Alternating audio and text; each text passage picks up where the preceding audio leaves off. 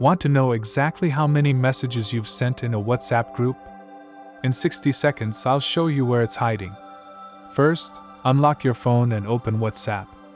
On the Chats tab, find and tap the group you want to check. Now you're inside the group chat. We'll open its info to see your stats.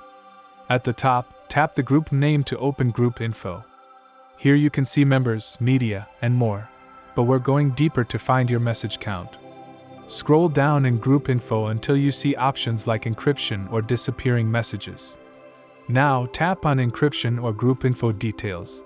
This is where advanced stats can appear, depending on your app version. Look for a section that breaks down messages sent.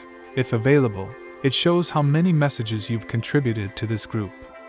If you don't see message counts, your current WhatsApp version or device may not support per user stats in groups yet. For the most accurate options, keep WhatsApp updated through the App Store or Google Play, then check again. That's it. Open the group, go to Group Info, tap into Details, and look for your message count. Pause the video, follow along, and you'll know your stats in no time.